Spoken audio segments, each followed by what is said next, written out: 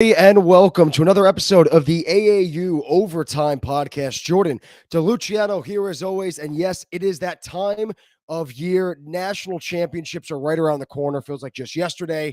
We were kicking off the season in September. And now here we are, almost the end of February, coming into March, because March 6th through the 13th will kick off and continue on with the second annual AAU National Championships. We got D1 starting on the 6th, and then one day after another, other divisions will join. You got D1, women's, 2, 3, all one after another after another. It's continuous over a week long of events. You got the women's and the men's national championships going to be happening on that Sunday. So you got to have everyone in the building, packed house to see the women's at D1 battling out for their national crown. But today we come to you with the reveals of Division 1 and Division 3. Division 2 will be tomorrow, and then the women's will be down the line. Still some things to sort out. But today will just be the revelation of Division 1. You know, all 16 teams in Division 1, first year of AAU with D1 getting the bid.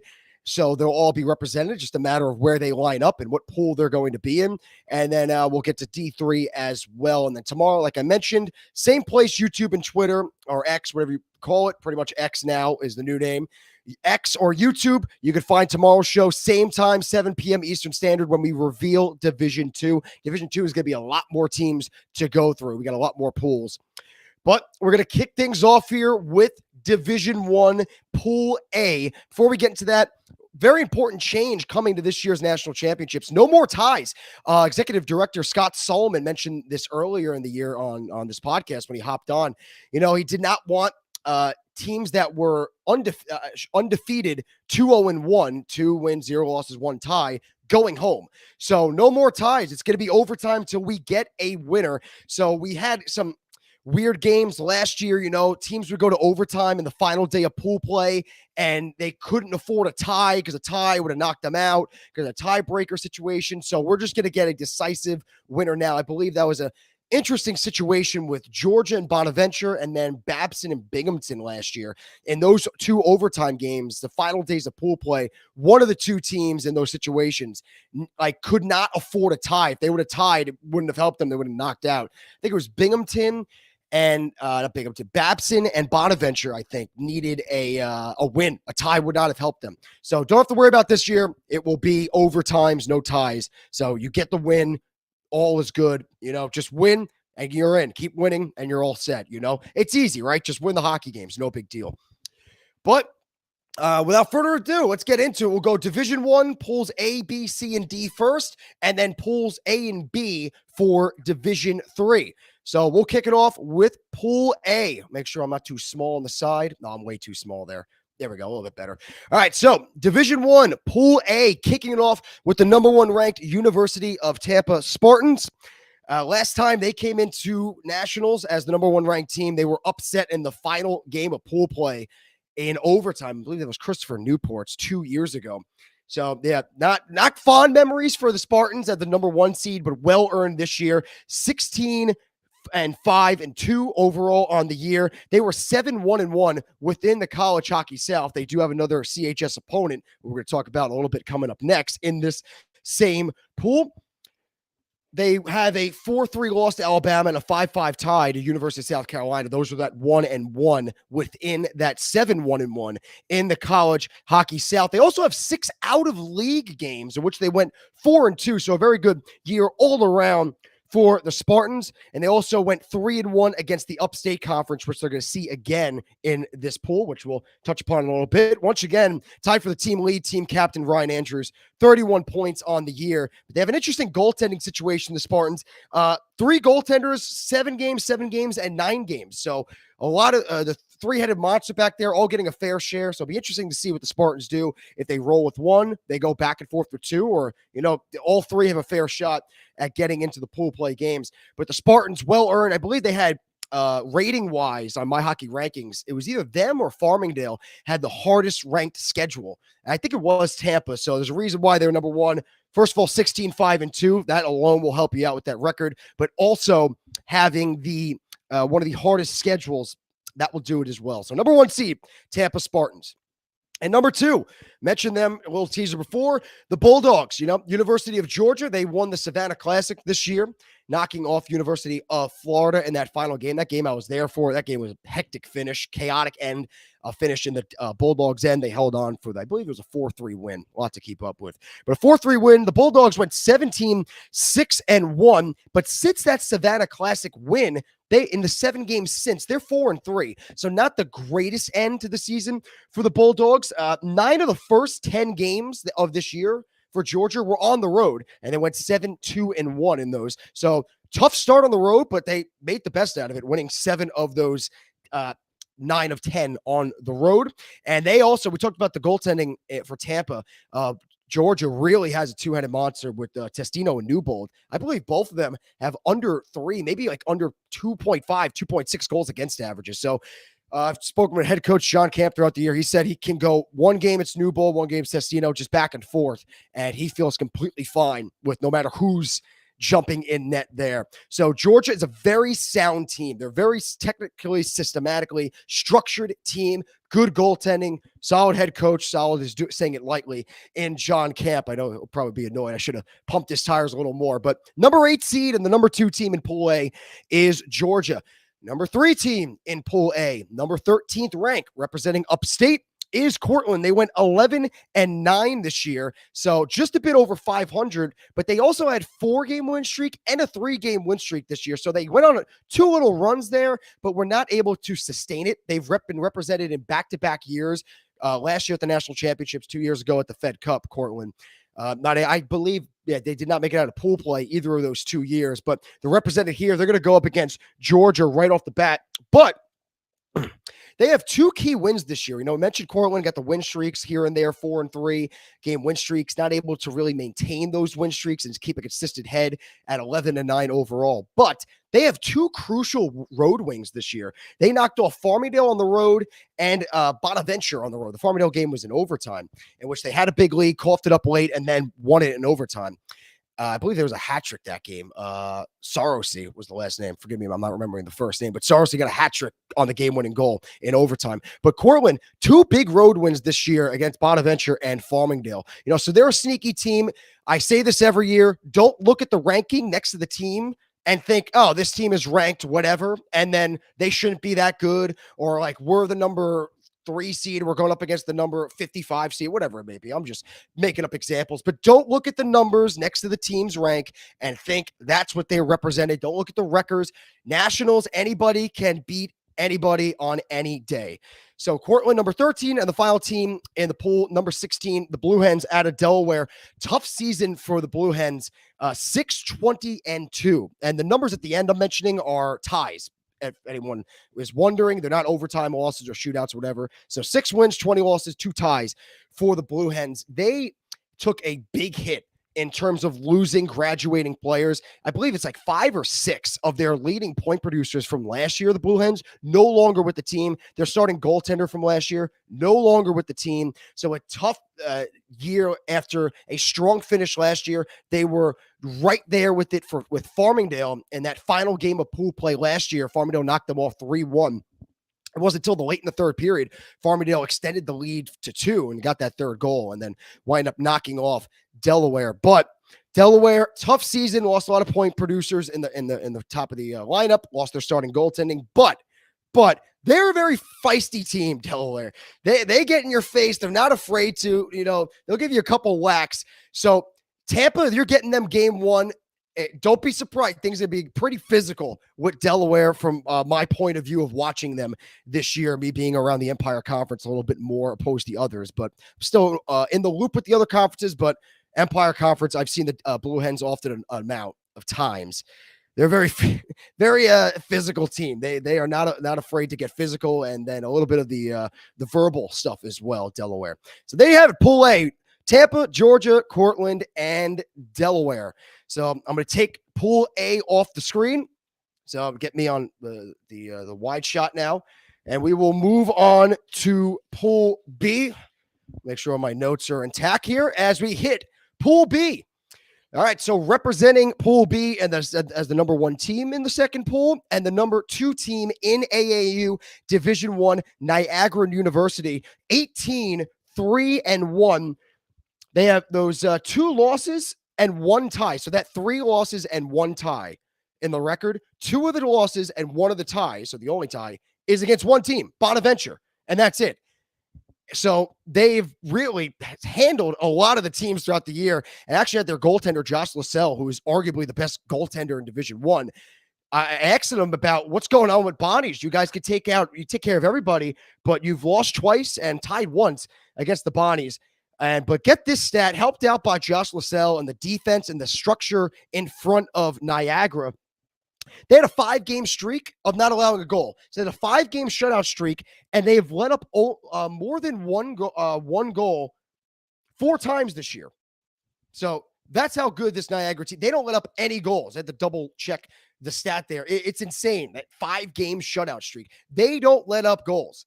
If they could beat you 1-0, they could beat you 2-0, they could beat you 2-1. They could also beat you 8-0. So Niagara is definitely a team to keep an eye out for, because what wins championships? The old saying, defense wins championships, goaltending wins championships. So if you're not going to let up any goals, that's a pretty good thing.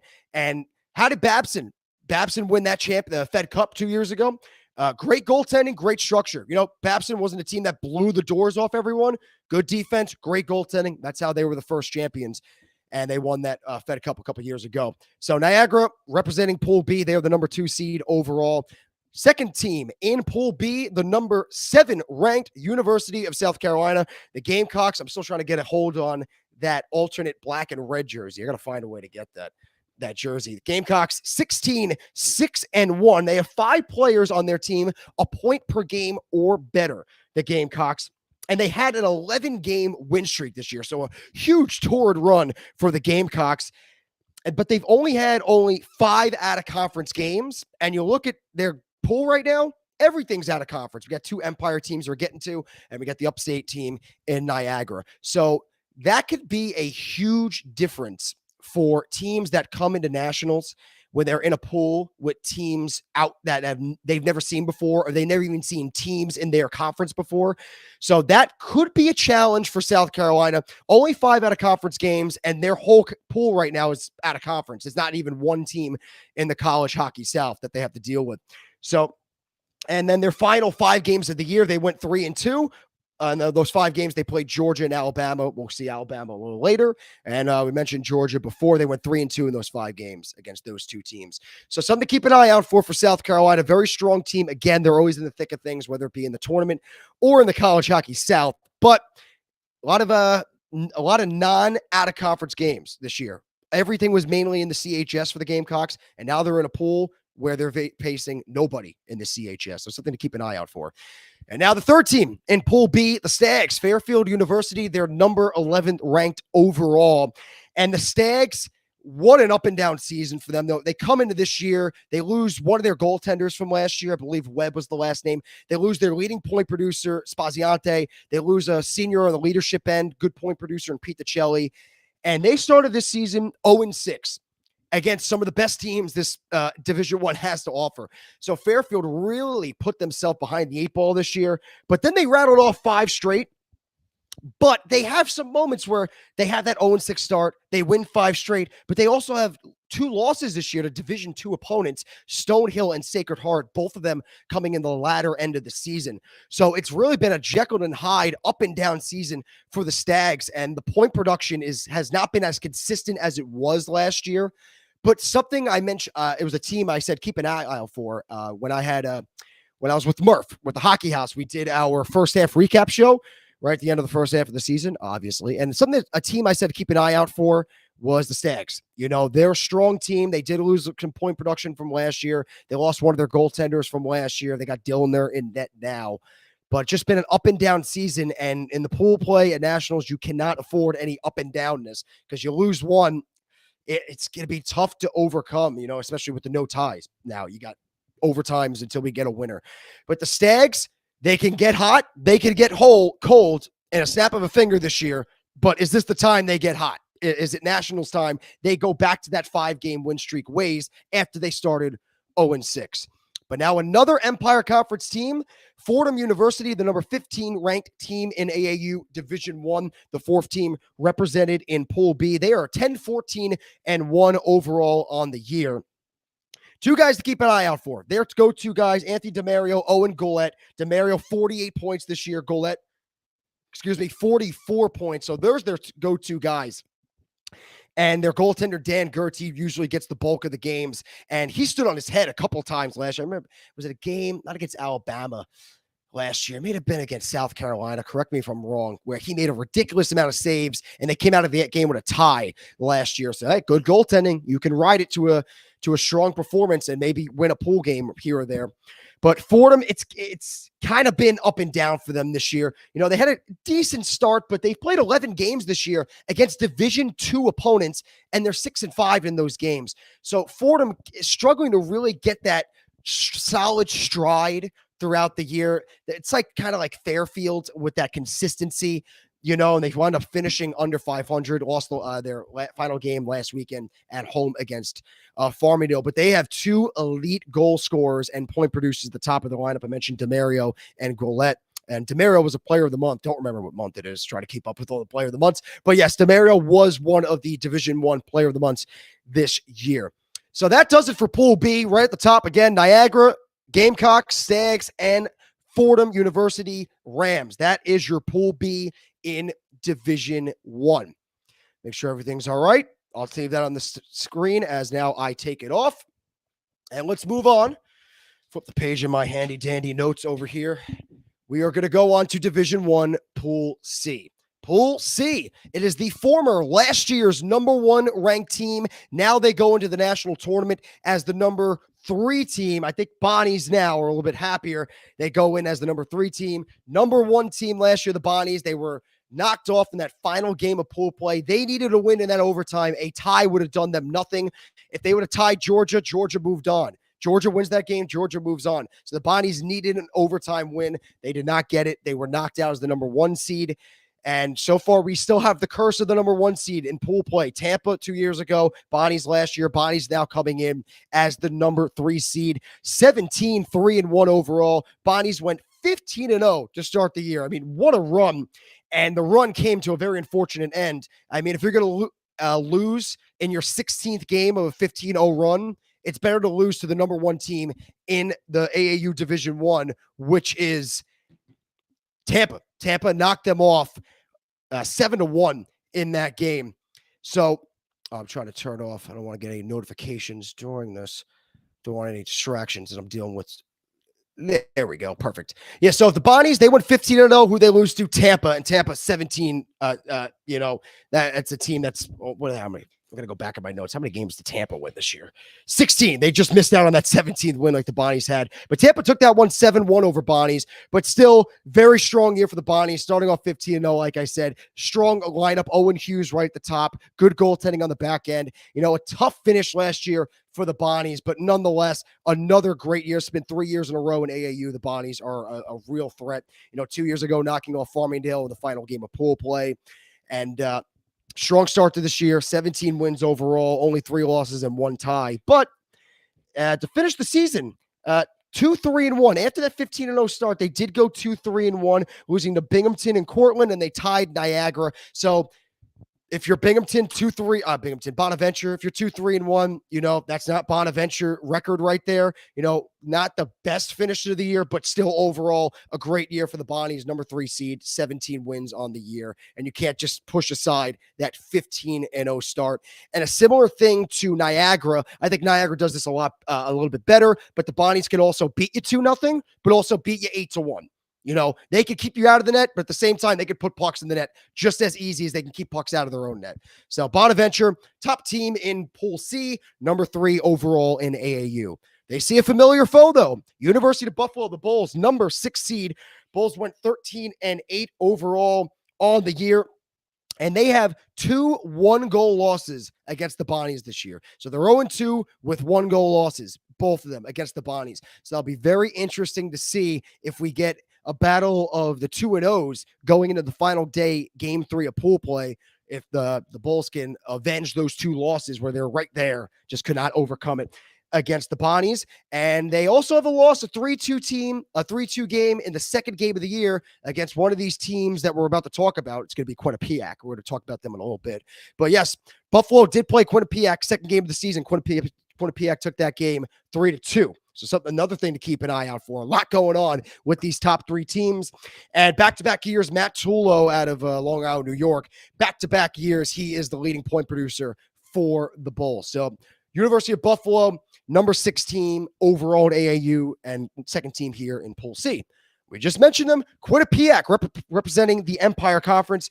The Bobcats went 13-4-1, so 13-4-1 overall on the year. Ended the season on a 6-game win streak. So the Bobcats come red hot into the Empire Conference playoffs, which will begin this upcoming weekend, and maybe keep that momentum into the playoffs, into nationals as well. We just talked about they knocked off Buffalo, second game of the year. Quinnipiac took that 3-2. And what's going to be the first game between Quinnipiac and Buffalo in their pools? They're going to play each other. So day one of Pool C, we're going to get Buffalo and Quinnipiac, two teams that saw each other earlier, way back in the beginning of the season. They got Ryan Solomon back ending and a new coaching staff this year as well. Quinnipiac Solomon, we had him on the pod earlier in the year. He got that call up to NCAA Division I, just like we had LaSalle as well from Niagara, got a brief call up to the Division I squad at Niagara. So Quinnipiac, the number 3 team represented in this pool, but number 10 overall in AAU D1. As we were wrapping up with Pool C, Auburn, the Tigers, ranked number 14th overall in AAU D1. They went 12-9-1. All but one game was out of the CHS. So another situation, I believe it was South Carolina, we were talking about before, where it's going to be a culture, maybe a culture shock. I don't see any other CHS teams in this Pool C. And Auburn has only played one team outside of the CHS, and it was an out-of-league matchup. And they finished the year on a 4-6 run in their last 10, which included a 5-game losing streak for the Tigers. So a tough finish. They got two, DIII and Fleet right at the top of the lineup. My memory is jogging me. I think it was DIII. I was the first player of the month in D1 this year, representing September for the Tigers. So they have 2 goal scorers right at the top of the lineup, leading the way in point production. Not the ideal finish of the season for Auburn, but always got to keep this in mind. Last year, their first game of pool play was against Ramapo. Ramapo was coming in red hot, coming off an upset Empire Conference Championship win. So Ramapo College went into AAU National Championship, upsetting the field, winning the Empire Conference. And in the first game, Auburn beat them and just really derailed their tournament. So anything can happen. Auburn last year made some noise right off the bat, knocking off the Empire Conference champions, Ramapo. So yes, not the best finish of the season, 4-6 in their last 10, including a 5-game losing streak, but they do have last year's spark behind them when they knocked off Ramapo in that first game. So that will do it for Pool C, top to bottom. The Bonnies, Buffalo, Quinnipiac, and Auburn. 2 from upstate, 1 from the Empire, and 1 down south in the CHS. So that will do it for Pool C in Division I. We got one more left to go for Division I. And there it is, Pool D. My opinion, and I know everyone's going to chip in. Oh, he's biased because there's a team in there. He's biased. But my opinion, I think, could be a toughest pool in Division I. I know everyone's probably getting all rattled up right now. How dare I say that, I ruffle some feathers sometimes. But I think this might be the toughest division. You got skill and you got power and physicality all over this pool right now. Not saying the other teams do that, but this pool is going to be a tough one. So right off the bat, the reigning champions. First of all, if you're going to call me out and say, this is not the toughest pool, this blah, blah, blah. First team in the pool, number 4 ranked overall in AAU D1, is the reigning national champions, Binghamton. Not only have they made it back-to-back championship games, they won one of them last year. They avenged 2 years ago. They win last year. This year, 15-4 overall. New starting goaltender. No Bloodgood from the past 2 years. He's out, graduated. Peter Skidmore's in, a 2.40 goals against average and just under a 900 save percentage. So the goals against is pretty good. Save percentage could be worked on a touch, but very good goals against average. Very strong considering he's got to replace Bloodgood, who helped them win a championship last year. And this Binghamton team, they lost their top 2 point producers from last year, Christopher Seamack and Thomas McKee. Did not matter. You got Uzinski helping out, Franks helping out, stepping up. Stappenbeck had as a bounce back year after last year. So guys that are stepping up and replacing the point production of CMAC and McKee. So you got the reigning, defending AAU national champions, Binghamton, who knocked off Fairfield. I'm going to go back to Fairfield real quick here. Fairfield was only a 10-10 team this year. We talked about their ups and downs, but they just made the national championship game last year. So something to keep in mind. So, yep, Binghamton, first team in Pool D, number 4 overall in AAU D1. Second team, number 5 ranked Farmingdale State College Rams, and they finished the season very strong. Overall, 28-1, 20 wins, 8 losses, so not 28-1. 20 wins, 8 losses, 1 tie. That tie was against Georgia when Georgia came to the island, tied the first game, and then shellacked them the next game. Kind of an eye-opening weekend for Farmingdale because they are ending the season on a 7-game win streak and are 9-1 in their last 10. And a team they're going to see in this pool and a team that they're going to play in the first day, they swept this year. And the team right above them in Binghamton, they split out on home ice. Binghamton had a late game-winning goal in the third. I believe that was a 3-2 game. Binghamton knocked off Farmingdale on the island. And then Farmingdale, the next game, I believe it was 5-2 or 5-3. So they wound up splitting that weekend series here on the island. But Farmingdale, number 5 overall in AAU, swept Cornell in Cornell to pretty much kick off the second half of the season in late January. I believe that was Farmingdale's second series of the second half. 2 new faces to keep an eye out for right at the top of the point production. One of them, Michael Lorico, over a point a game. And a face he came in the second half last year, but now has really found his stride with a full season under his belt. Joseph Minio, a guy racking up the assist total. They got Tim Duffy and Sean O'Donnell leading the team in point production. And I mentioned with Georgia before how they have a 2-headed monster to net with Newbold and Testino. Farmingdale, you can say the same thing. They same goaltending duo, they're running back from last year. You got Temkin and DeCanio. Either or can go. You can go one guy, one game, next game, a different guy. So Farmingdale, after kind of an up and down start to the year, we mentioned that Georgia weekend at home where they tied and then lost. They went upstate, knocked off Buffalo, but then lost to Niagara and Bonnie's, but strong finish for the Rams to finish the year. They just knocked off Ramapo last weekend, and they'll go into the Empire Conference playoffs as the number 1 seed, getting a bye along with Quinnipiac as the number 2 seed. So they'll both get byes going into the weekend's conference playoffs. Now, number 3 team in Pool D, number 9 overall. We talked about how they will meet up with the Rams. Once again, it's Cornell University, Big Red. They went 0-2 against the Rams at home. They'll see another upstate team in Binghamton on day 2. Cornell, 11-9 on the season, 3-7 in their last 10 games, but one of those 3 wins was a gigantic one at the end of the season, 1-0 win over Niagara. So you don't like that record in your last 10 if you're Cornell, but big confidence boost, really big monkey off the backside relief. You knock off a big threat, 1-0 no less in Niagara. So Cornell, something to be proud of there. And they started this year 7-3 Cornell. So good start, rocky finish, but looking through their recent games, they have not been playing with a full lineup. Some guys in and out of the lineup, don't know the exact situation there, but you look at their lineups in the last few games, it looks like they're playing a little bit shorthanded in terms of manpower. So that could definitely be what came into play for Cornell. I don't know the specifics behind it, but I'm not going to speak to it because I don't know the specifics. But that could definitely be a factor as to why they had that tough 10 games to finish the year. First game against Farmingdale, they got beaten down 8-1. And then night 2, 3-2, they lost. So polar opposites there. Again, could be a reason why they're shorthanded. I don't know if they're going to fill up that team back up. They'll get some players coming back for nationals, but that's something to keep an eye out for. Because if Cornell were to go into this tournament shorthanded, that'd be a big obstacle to overcome. So hopefully they can get that manpower back that helped them start 7-3 on the year.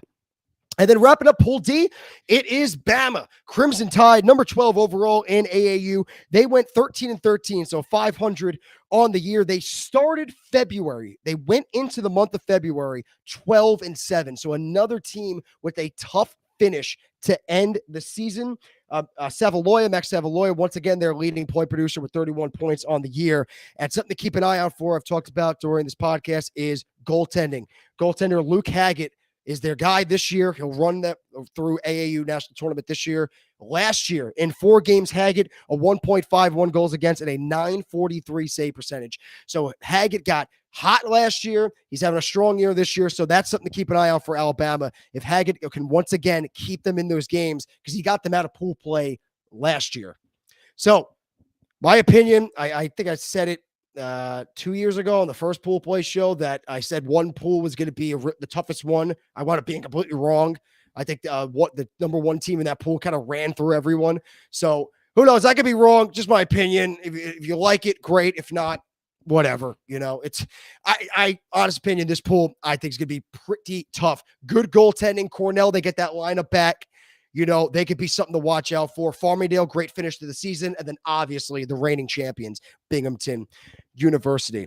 But that will wrap it up for D1, Division 1, pools A, B, C, and D, 1 through 16. That's going to be it, the first days of the tournament.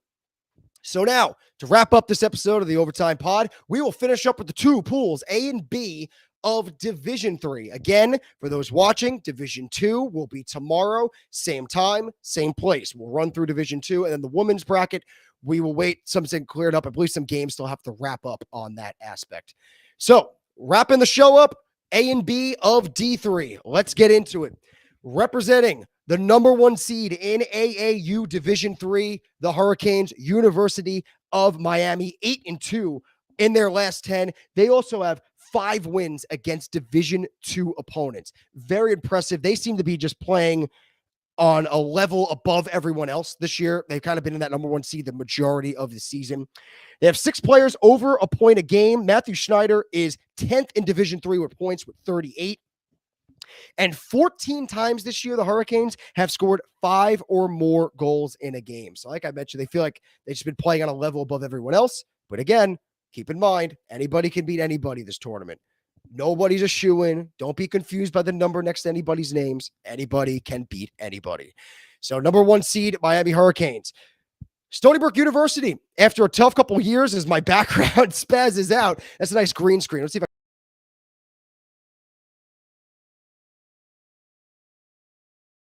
There we go. I'm back. That's good. And there's the bracket. All right. I don't know what that was. Well, you saw my green screen. We blacked out for a second, but I think we're all good to go right now. So, all right, back at it. Just keep trucking on through. Stony Brook University, ranked number 4 in AAU Division 3. And they had a record this year of 13-4-1. And last year, they were 3-17. So good recruiting by Stony Brook. Big jump. 3 wins to 13. They have 5 wins this year against Division 2, but they've only played the Empire Conference. And now they're going to get a taste of every conference pretty much here. The South, Upstate, and the Atlantic as well. So Stony Brook, great bounce back season for them. But they did play first of their 6-7 games of the year at home this year, and they played 4 home games in the recent 11 since. So now they're going to be away from their home territory, playing all neutral site games in Westchester, Pennsylvania. So can they fare as well as they did in Westchester as they did at home for those first 6 of 7 home games of the year? So Stony Brook, number 14, representing Empire. And then number 6, University of Rochester, the Yellow Jackets, 14-10-1 on the year, 6 point per game players on their group, 15 home games for Rochester. So they had a lot of home ice advantage. They went 7-7-1 in those games. So home ice for Stony Brook was great. For Rochester, different story. So maybe they find it will be a little bit more comfortable on the road in Westchester. And then the goaltending duo, Patrick Jacob and Jack Collins split the game. So that's another goaltending duo to keep an eye out for if you are the Yellow Jackets. And then the number 8 seed, College of William Mary, the Tribe, 10-4 on the year overall. New face here in the national tournament. The Tribe, Jacob Wolfrey and Jack Briggs, 35 points, 26 points, respectively, for each of them, leading the group for the Tribe. Be interesting right off the bat. This number 8 team's got to go up against a high-powered offense in Miami. So that is your Pool A for Division 3. So Miami, Stony Brook here on the island, Rochester, and College of William Mary. You got College Hockey South, you got the Empire, the Upstate, and Atlantic Conference. So last one we have to get to, Division 3 Pool B. Last one we have to get to for tonight, that is. Pool B for Division 3. Kicking it off, they were represented last year for Division III in the national tournament. The Mocs, number 2 ranked, they were 14-4 overall. They're currently on a 3-game win streak. Will Marshall, one of the players of the month in D3, 18 games, 68 points. So that man could single-handedly win a game if you are the Mocs. So they have that experience from last season in pool play. They'll be right back in it this year. Last year, I believe they were one of the third or the fourth seed in the pool. And this year, nice jump. They're number 2 overall in Division III, and they're number 1 in their pool. Kennesaw State, the Owls, also representing the College Hockey South. Number 3 seed, 9-4-1 on the year.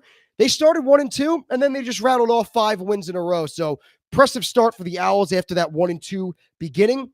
And each of their goalies have each played 7 games. So another goaltending duo. Who's going to get the nod there? Who's going to get the bulk of the games? Who's going to start game 1? Something to keep an eye out there for the Owls. And then representing the New England Conference, Quincy. This is the team, number 5 ranked in D3. I think we have to keep an eye out for. Maybe not getting a lot of praise and a lot of notice, but 7-5 overall in the year. They played 9 games against Division II. They went 7-5. And of their total games, 9 of them were against Division II. They went 4-5, and they went 3-0 against Division III. 2 games against Nichols, 1 against Brown. And those Division II opponents, off the top of my head, Anna Maria, I think they had Babson thrown in there, Mass Maritime, and maybe another team I'm forgetting. So they have a lot of experience playing up a division this year. So that Quincy team might be a one to keep an eye out for. They've been playing up a level all year. Now they're going to stay in their Division III for the tournament. So Quincy College, due to the tournament, we'll keep a lingering eye on them. Again, I could be completely wrong. Who knows? My opinion. Take it a grain with salt. Who knows? And then wrapping things up, Alvernia, the Golden Wolves, they were in, believe 2 years ago, they were represented in the national tournament. They're here now, Division III, number 7 overall in AAU D3. They went 11-7-1 on the year. 6-2 loss this year against Division I Binghamton. So they have that one game against D1. I don't believe any of these teams in Division III in this tournament have that distinction of saying, hey, we played against Division I this year. It was a 6-2 loss. Not a great number on the board there, but they had played against that D1 in Binghamton. But they also put up 17 and 16 goals against, I'm not going to even try to pronounce that school, Susquehanna. I might be pronouncing that one. They scored 17 and 16 goals against Susquehanna University. I think I'm pronouncing that one right. I think that one's good. If not, someone will correct me. Someone will find out the name of that. But I think it's Susquehanna University. Yeah. Alvernia scored 17 and then 16 goals against them. So that's an insane number. But that will wrap up Pool B for Division III. You got the Mocs, once again, back-to-back tournaments for them. Kennesaw State, Quincy College, and Alvernia. Ranked 2, ranked 3, ranked 5, and ranked 7. So we went through all of them. Let's see if I can go one more time through just to show it. Yep. So there's Pool A for Division I, Tampa, Georgia, Cortland, Delaware. Pool B for Division I, Niagara, South Carolina, Fairfield, and Fordham. Pool C, the Bonnies, Buffalo, Quinnipiac, Auburn. And then the final pool in Division I-D, reigning champions Binghamton, Farmingdale, Cornell, and Bama. And then to finish up, recap Division III, we got Pool A, Miami, Stony Brook, Rochester, and William Mary. And then to finish up Pool B and Division III overall, we just mentioned them, the Mocs of Florida Southern, the Owls of Kennesaw State, Quincy College, and Alvernia. So there you have it, everyone. All the pools of Division I and III. Remember, tomorrow, same time, same place, you can all catch the Division II pool play reveal show. Got a little bit more pools in Division II compared to 1 and 3. But until then, my name is Jordan DeLuciano. Thank you all for joining along for the Pool Play Reveal Show. Look forward to talking to you all tomorrow again for the AAU Overtime Podcast. Thanks for joining us, and we will see you all